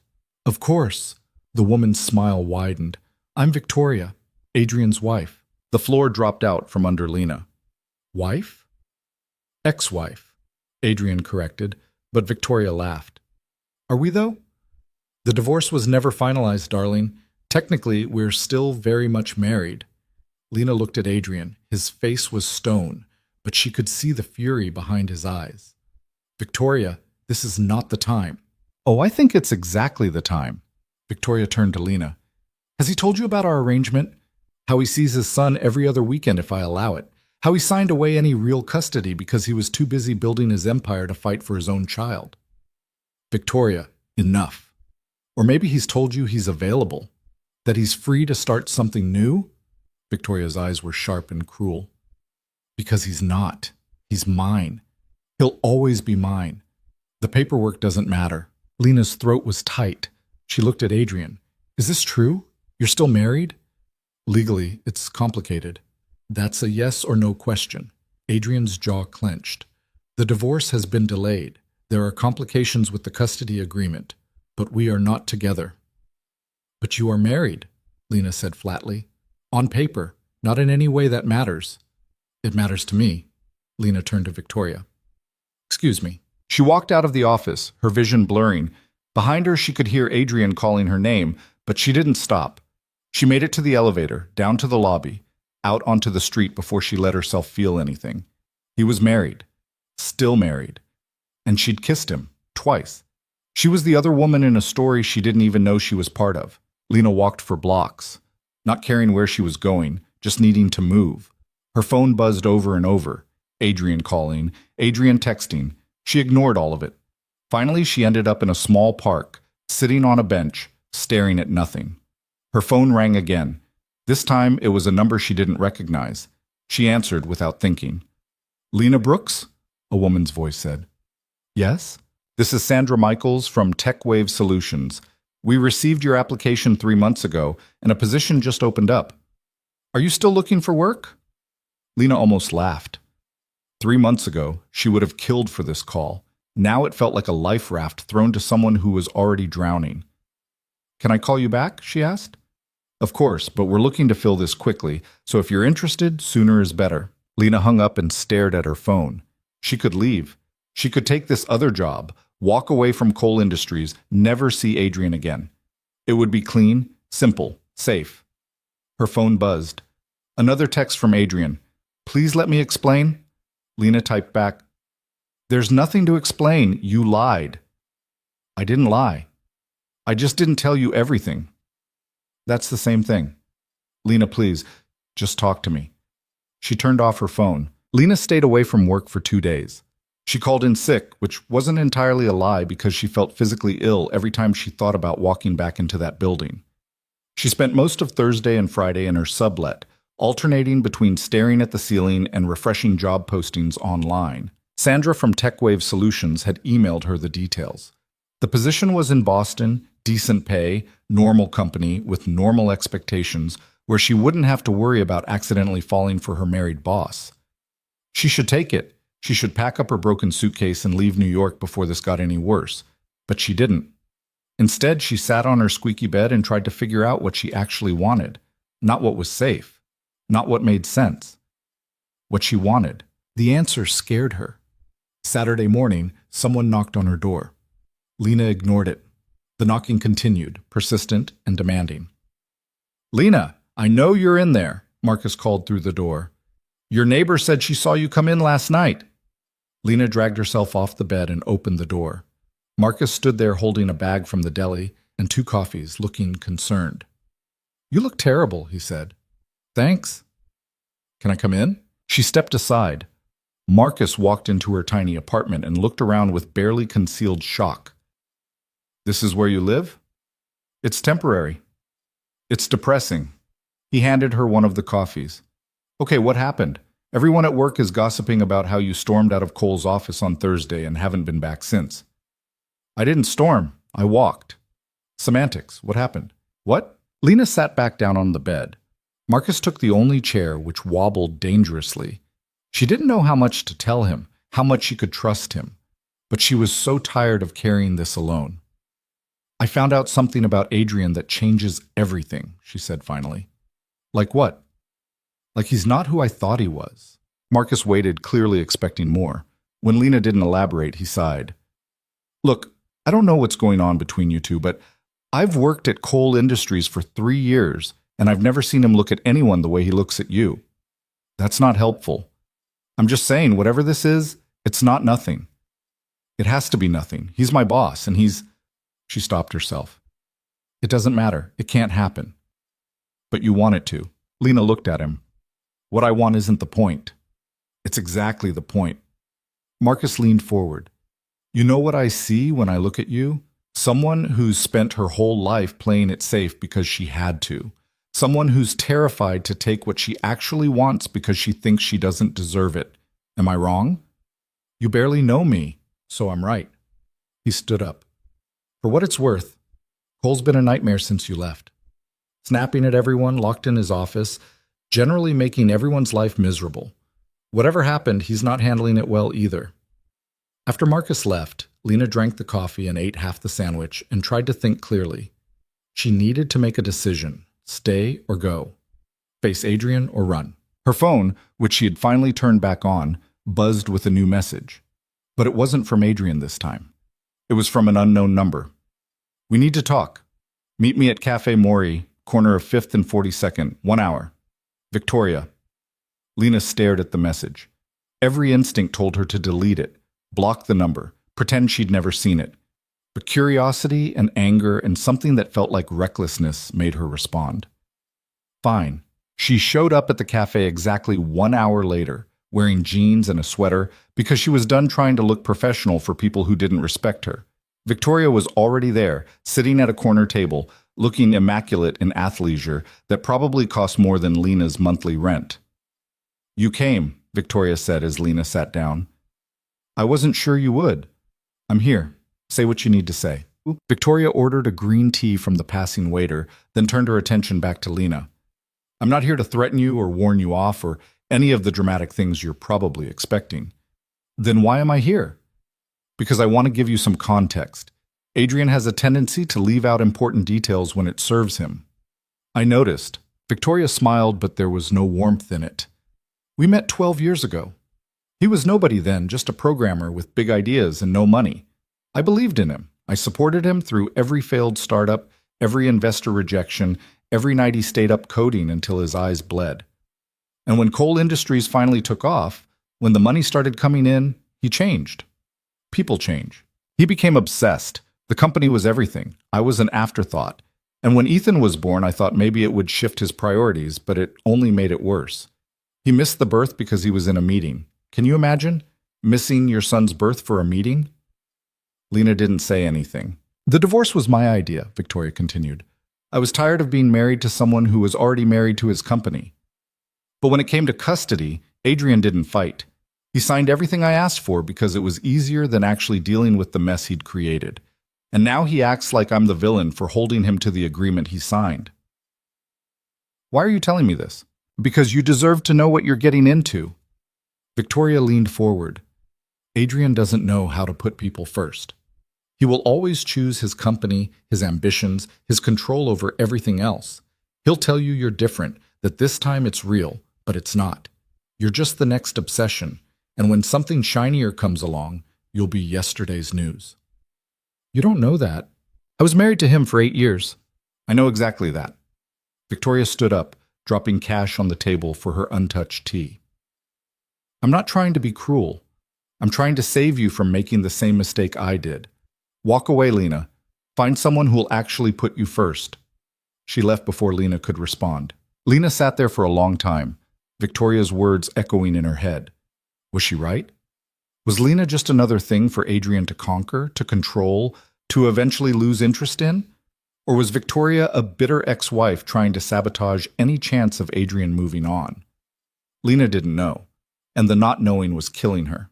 When she finally left the cafe, she walked without direction, ending up in Central Park. It was a beautiful day, warm and sunny, and the park was full of people living their uncomplicated lives. She found an empty bench and sat down, watching a father play catch with his daughter, and thought about Adrian's son, Ethan, who barely got to see his father because of decisions made in anger and hurt. Her phone rang. Adrian's name lit up the screen. This time she answered. "Lena." His voice was rough, like he hadn't slept. "Thank you for picking up." "What do you want, Adrian?" "To explain. To apologize. To—" He paused. "Where are you?" "Central Park. Why?" "Stay there. I'm coming to you." "Adrian." But he'd already hung up. 20 minutes later, she saw him walking across the grass toward her bench. He was in jeans and a t-shirt, no suit, no armor of professionalism. He looked exhausted and lost, and nothing like the controlled CEO who ran a billion-dollar company. He sat down next to her without asking, leaving space between them, but not much. "Victoria came to see you," he said. It wasn't a question. "How did you know?" "Because I know her, and because she texted me afterward to tell me she'd done me a favor by warning you off." "Maybe she did." Adrian turned to look at her. "What did she tell you?" "That you'll always choose your company over everything else, that I'm just another obsession, that you don't know how to put people first." "And you believed her?" "I don't know what to believe," Lena said honestly. "You didn't tell me you were still married. You let me kiss you twice, knowing that you weren't free. What am I supposed to think?" "The divorce has been filed for over 2 years," Adrian said, his voice tight. "The only reason it's not finalized is because Victoria keeps finding new reasons to delay it. She wants more money, more control over Ethan's custody, more of everything. My lawyers have been fighting it, but the system moves slowly." "Why didn't you just tell me that from the beginning?" "Because I was trying to keep my personal life separate from work. Because I didn't want you to look at me the way you're looking at me right now." He ran a hand through his hair. "And because I'm a coward. I knew if I told you about the marriage, about Ethan, about all the ways I've failed at being a decent human being, you'd see me differently. And I liked the way you looked at me, like I was worth something beyond my bank account. Lena's chest was tight. You are worth something beyond your bank account. Am I? Because most days I feel like that's all I am. A walking checkbook who occasionally sees his son and runs a company and has nothing else. That's not true, isn't it? He turns to face her fully. Victoria was right about some things. I did miss Ethan's birth. I did sign that custody agreement without fighting because I was too overwhelmed to deal with it. I have prioritized work over people for most of my adult life, but she's wrong about you.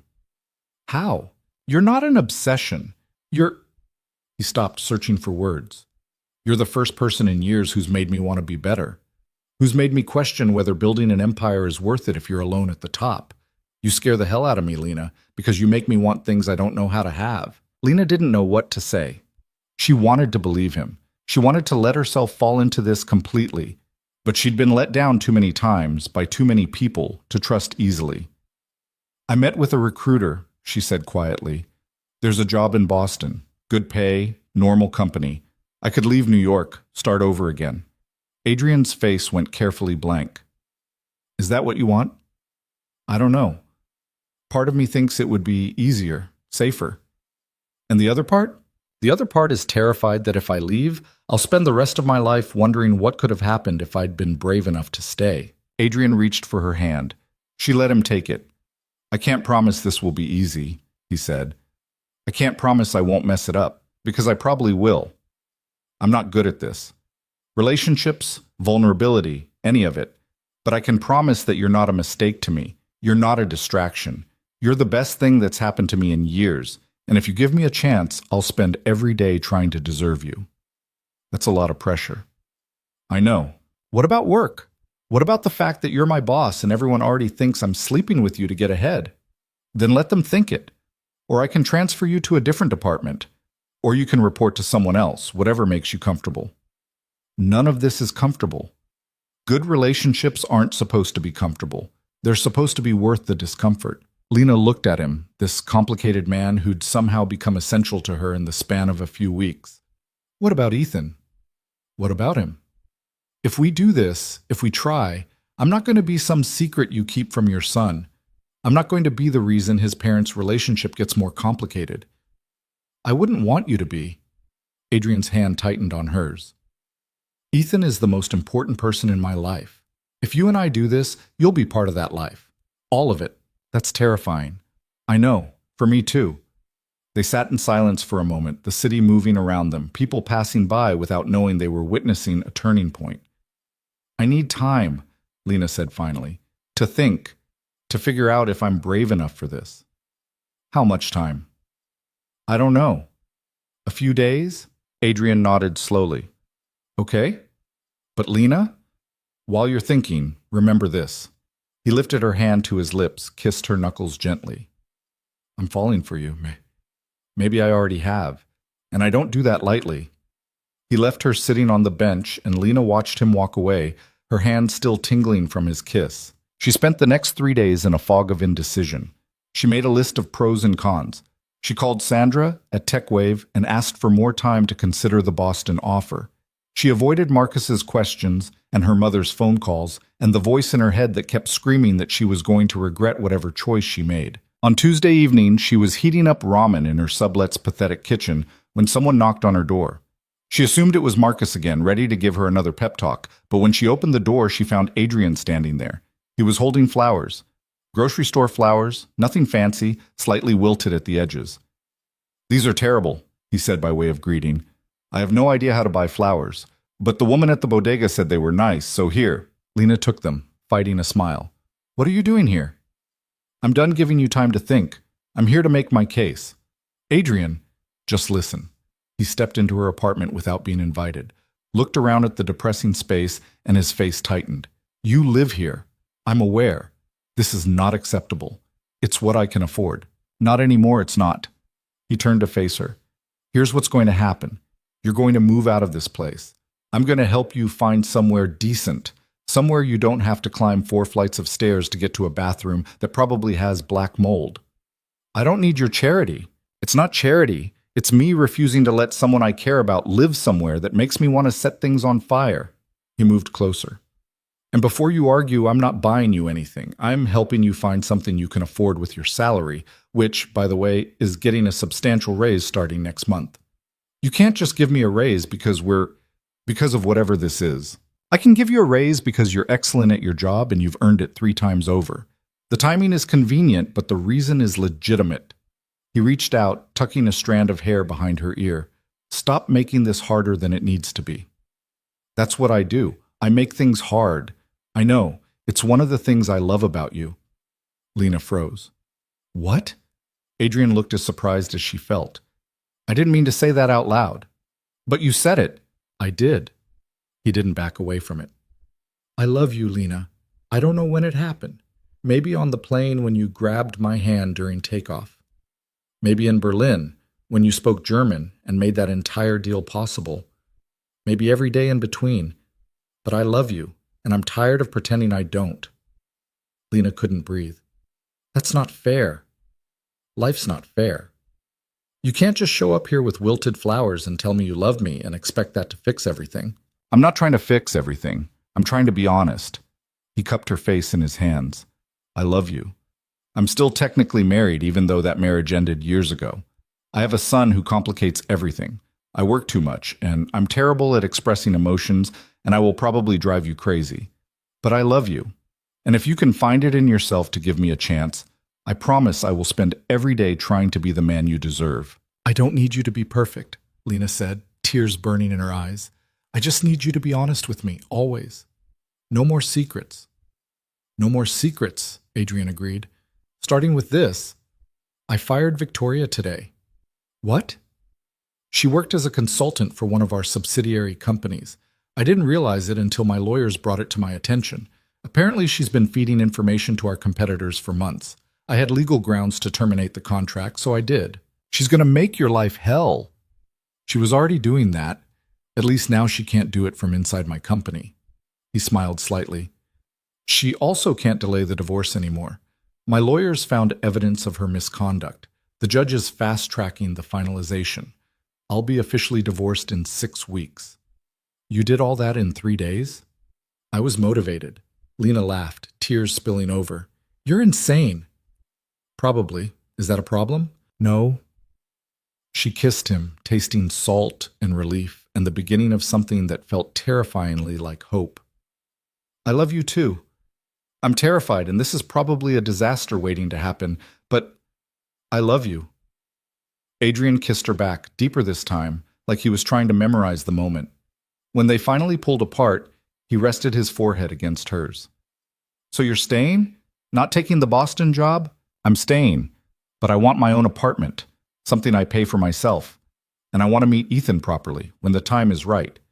And I want everyone at work to know that I earned my position, that this isn't about us sleeping together. Done, done, and done.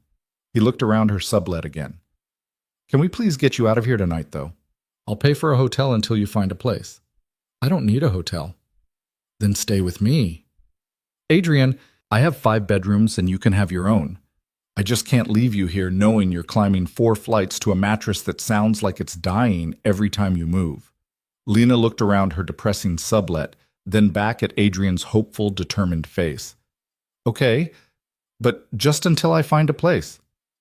Just until you find a place, he agreed, though the way he smiled told her he had other plans. They packed her few belongings, loaded them into Adrian's car that was waiting downstairs, and drove to his apartment in Tribeca. It was exactly as ridiculous as Lena had imagined, all floor-to-ceiling windows and designer furniture, and a view that made her Brooklyn sublet look like a prison cell. This is obscene, she said, walking through the living room. It's an investment. It's 3,000 square feet for one person. 2 people now, Adrian corrected, at least temporarily. He showed her to a guest room that was bigger than her entire sublet had been, with an actual comfortable bed and a bathroom that had water pressure and didn't leak. Lena dropped her suitcase and just stood there, overwhelmed. Adrian came up behind her, wrapping his arms around her waist. You okay? I don't know. This doesn't feel real. It's real. You're here. I'm here. This is happening. Lena turned in his arms. What if I wake up and it's all gone? Then I'll still be here when you wake up, and we'll figure it out together. He kissed her forehead. I'm not going anywhere, Lena. Not this time. They ordered takeout and ate it sitting on his couch, talking about everything and nothing. Adrian told her about Ethan, about the custody schedule, about his hope that maybe now with the divorce finalizing, he could fight for more time with his son. Lena told him about her mother, about the town she'd left behind, about the fear that still woke her up some nights that this was all temporary and she'd end up right back where she started. That's not going to happen, Adrian said firmly. You know why? Why? Because you're too stubborn to fail, and because I'm not going to let you. Later, lying in the guest room's comfortable bed, Lena stared at the ceiling and tried to process everything that had happened. A month ago, she'd been terrified on a plane, fumbling with a seatbelt, convinced her life was over before it began. Now she was in a billionaire's apartment, in love with a man who was still technically married but fighting to fix it, starting a career she'd never imagined possible. It was messy and complicated, and nothing like what she'd planned. It was perfect. The next 6 weeks were the strangest of Lena's life. She went to work every day at Cole Industries, did her job with the same intensity she'd always had, and came home to Adrian's apartment that still didn't feel like hers, even though he kept insisting it was. They were careful at the office, maintaining professional distance, but everyone knew anyway. The rumors started immediately. I heard she's living with him, someone whispered in the bathroom while Lena was in one of the stalls. Of course she is. That's how she got promoted so fast. I mean, can you blame her? If I could sleep my way to the top, I probably would too. Lena flushed the toilet loudly, and the conversation stopped. When she came out, both women had the decency to look embarrassed before hurrying out. Marcus found her later, standing by the coffee machine and staring into space. You okay? Do you think I slept my way into this job? Lena asked bluntly. No, I think you're brilliant, and you earned every bit of it. But I also think people are going to talk regardless of what's true. How do I make them stop? You don't. You just keep being so good at what you do that eventually they'll feel stupid for doubting you. It was easier said than done. Lena threw herself into work with even more determination, volunteering for the hardest projects, staying late, coming in early. She rebuilt their entire security infrastructure from the ground up, implementing protocols that would have taken most teams months to develop. And slowly, grudgingly, people started to respect her for her work rather than dismiss her for her relationship. But it still hurt. Every whisper, every knowing look, every assumption that she was nothing without Adrian behind her. At home, things were both easier and harder. Adrian was different outside the office, softer in ways that surprised her. He cooked breakfast on weekends, terrible scrambled eggs that he was unreasonably proud of. He left her notes around the apartment, stupid things like, don't forget to eat lunch, or you left your laptop charger in the living room again. He was trying, and Lena could see the effort even when he stumbled. They fought sometimes. About work, about boundaries, about the fact that Adrian still had a habit of making decisions without consulting her first. You can't just book me on a flight to San Francisco without asking, Lena said one evening, staring at the calendar invite he'd sent. It's for the security conference. You need to be there. Then ask me if I can go. Don't just assume. I'm asking now. That's not asking. That's telling me after you've already decided. Adrian looked genuinely confused. What's the difference? The difference is respect. I'm not your employee at home, Adrian. I'm your partner. Act like it. He was quiet for a moment, then nodded slowly. You're right. I'm sorry. Cancel the flight? No, I'll go, but next time ask me first. Deal. They were learning each other, figuring out how to exist in the same space without destroying each other. It wasn't always smooth, but it was real. The divorce finalized on a Tuesday in late June. Adrian came home that evening with a bottle of champagne and a look of relief so profound it made Lena's chest ache. It's done, he said, setting the bottle on the counter. Officially, legally done. How do you feel? Free? Terrified? Like I can finally start over. He pulled her into his arms. Like I can finally do this right. They didn't drink the champagne that night. Instead, they sat on the couch, and Adrian told her everything about his marriage that he'd been holding back. The good parts, the terrible parts, the ways they'd both failed each other. And Lena listened without judgment, just holding his hand, letting him purge years of guilt and regret. I don't want to repeat those mistakes with you, Adrian said quietly. I don't want to wake up in 5 years and realize I've chosen work over you so many times that you're gone. Then don't, Lena said simply. Make different choices. It's not that easy. It is actually. You just have to decide what matters more. 2 weeks later, Adrian asked if she wanted to meet Ethan. Lena panicked. Already? He's coming to stay with me this weekend. I want him to know you're part of my life. What if he hates me? He won't hate you. You don't know that. Kids are weird about their parents dating. Lena. Adrian cupped her face. He's 7. He likes video games and dinosaurs and mac and cheese. You're going to be fine. Ethan arrived on Saturday morning, a blur of energy and questions. He had Adrian's eyes and his mother's blonde hair, and he looked at Lena with open curiosity. Are you my dad's girlfriend? He asked immediately. Ethan, Adrian said, but Lena held up a hand. Yeah, I am. Is that okay? Ethan considered this. Do you like dinosaurs? I don't know much about them, but I'm willing to learn. Okay, you can stay. He turned to Adrian. Can we get pizza for lunch? Just like that, Lena was accepted into their small circle. She spent the weekend watching Ethan explain the difference between a T-Rex and an Allosaurus, playing video games she was terrible at, and seeing a side of Adrian she'd never witnessed. He was patient with his son, present in a way he never was at work, and watching them together made Lena fall even harder. Sunday evening, after Ethan had been picked up by Victoria, Adrian found Lena standing by the window, looking out at the city. You're quiet, he said. I'm thinking. About? About how this is the life I never thought I'd have, and how scared I am that it's going to disappear. Adrian came up behind her, wrapping his arms around her waist. It's not going to disappear. You can't promise that. Maybe not, but I can promise to fight like hell to keep it. August arrived with sweltering heat and the company's biggest product launch of the year. Lena had been working on the security protocols for months, and the pressure was immense. If anything went wrong, if there was any breach or vulnerability, it would be on her. The launch event was scheduled for a Thursday evening, a massive presentation at the company's headquarters, with investors, press, and employees all in attendance.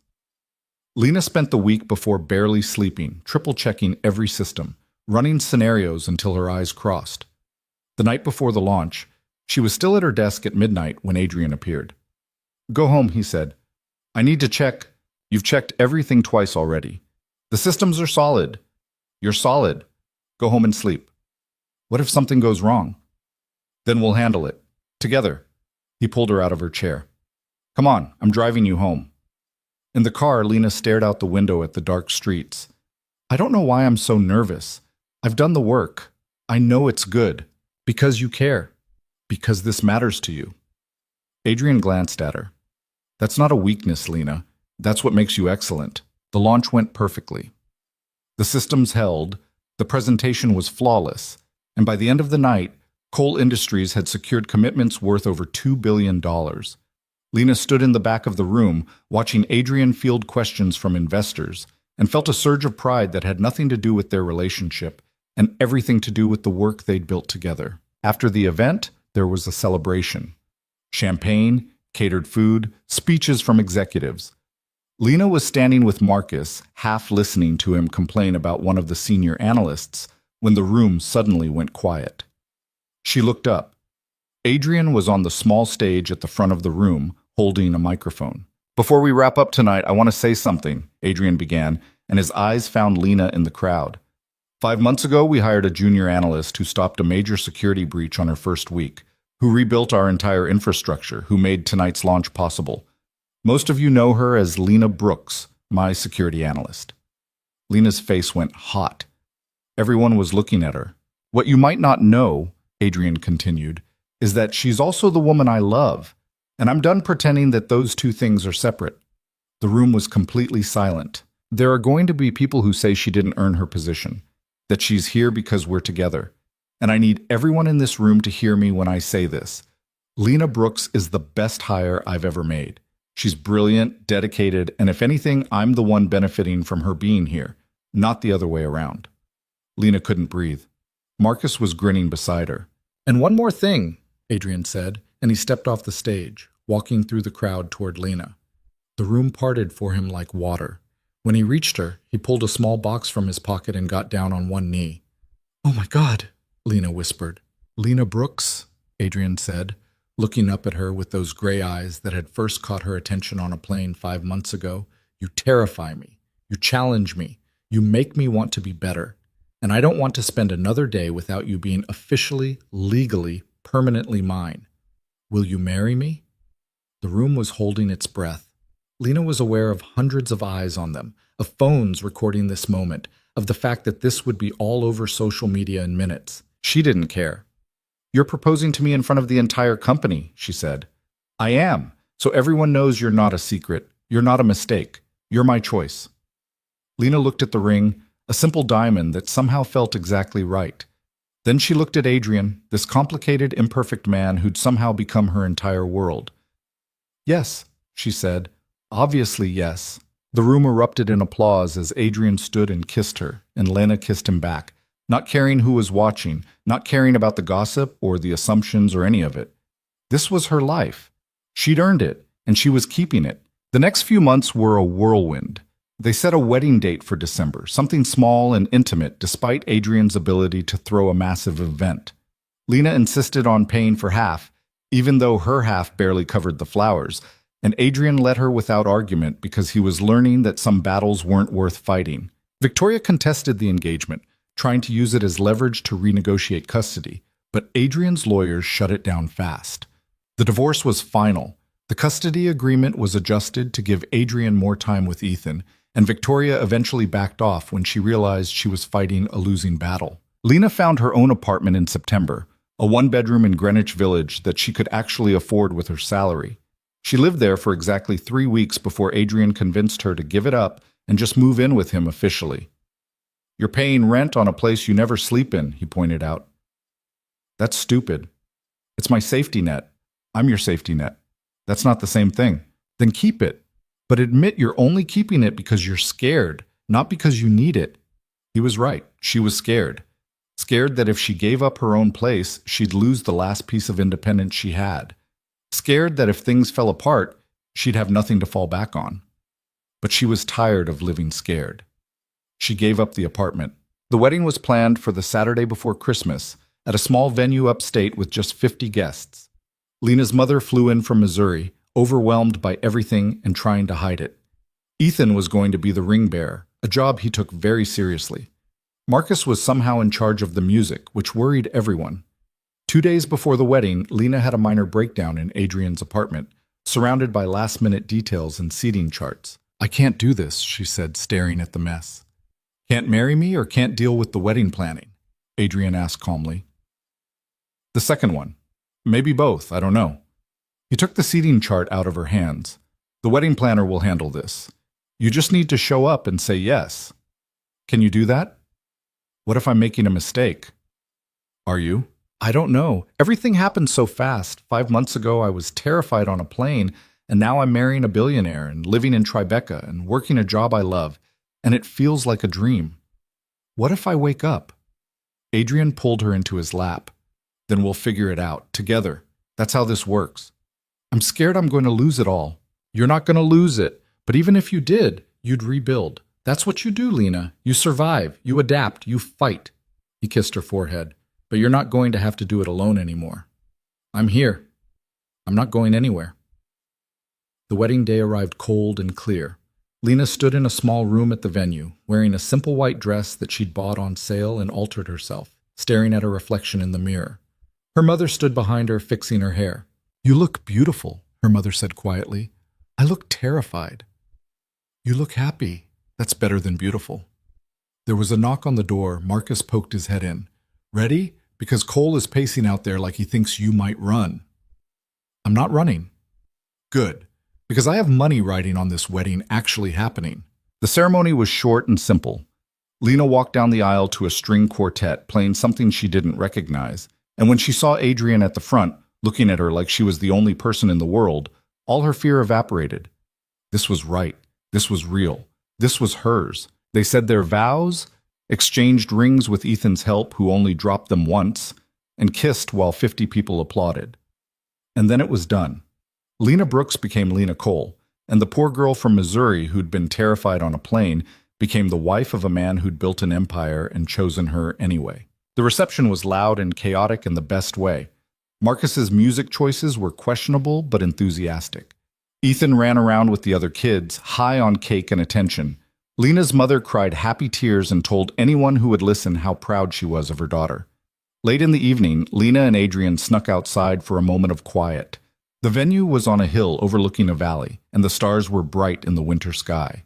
"How are you feeling?" Adrian asked, wrapping his coat around her shoulders. "Like I can't believe this is my life."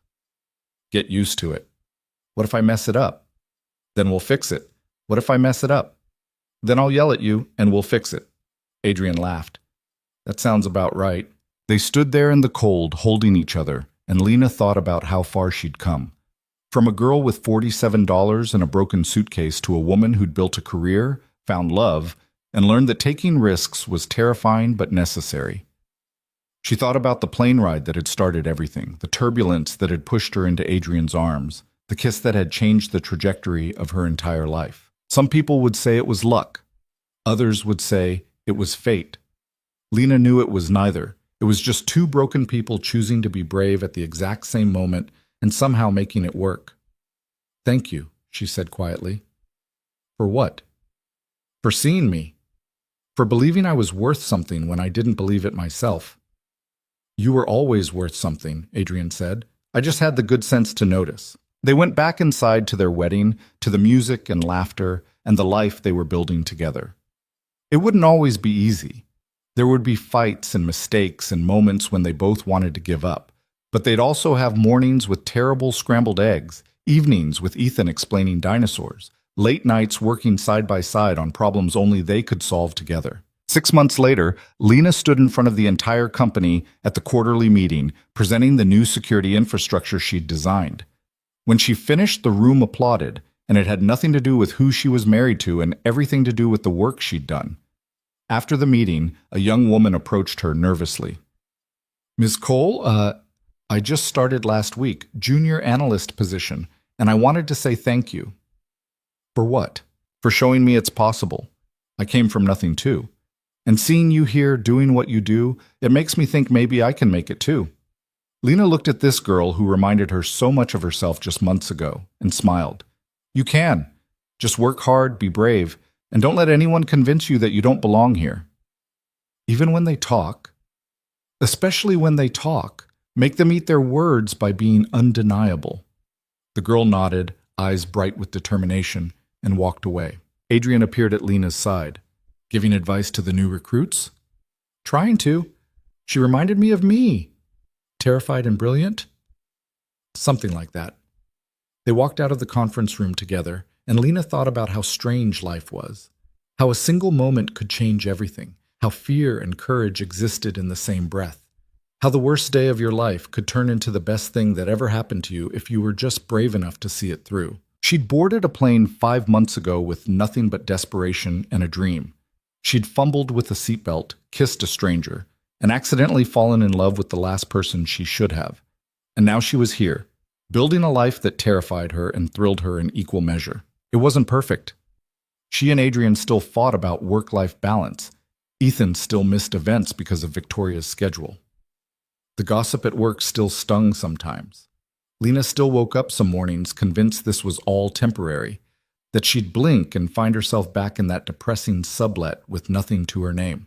But then Adrian would bring her terrible coffee in bed, or Ethan would ask her to help with his dinosaur project, or a coworker would come to her with a problem because they trusted her expertise, and she'd remember that this was real. She'd earned it, and she was allowed to keep it. On a Friday evening in early summer, exactly 1 year after that first terrifying flight, Lena and Adrian sat on their balcony watching the sun set over Manhattan.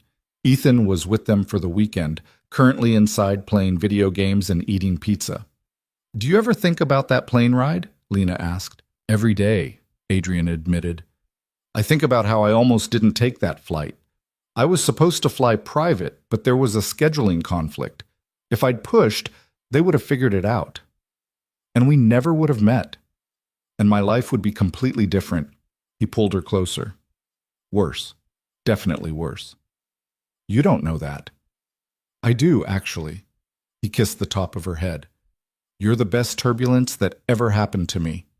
Lena laughed. That's terrible. It's true, though. Inside, they could hear Ethan shouting at the TV, some victory or defeat in his game. The city stretched out below them, full of people with their own stories, their own struggles, their own moments of choosing between safety and risk. Lena had spent most of her life choosing safety, playing it small, expecting nothing so she wouldn't be disappointed. And then one day she'd gotten on a plane she couldn't afford, taken a job she wasn't qualified for, and fallen in love with a man who should have been completely out of her league. She'd chosen risk, and risk had chosen her back. I love you, she said quietly. I know, Adrian said. I love you too. Even though I'm a disaster? Especially because you're a disaster. You're my disaster. They sat there as the sky turned purple and gold, as the city lights began to flicker on, as their life continued to unfold in ways neither of them had planned, but both of them had chosen. And Lena realized that maybe perfect landings weren't about everything going smoothly. Maybe they were about finding someone who'd help you navigate the turbulence, who'd hold your hand when you were terrified, who'd kiss you when the world felt like it was falling apart. Maybe perfect landings were just about finding your way home, even when you didn't know that's what you were looking for. And Lena had found hers.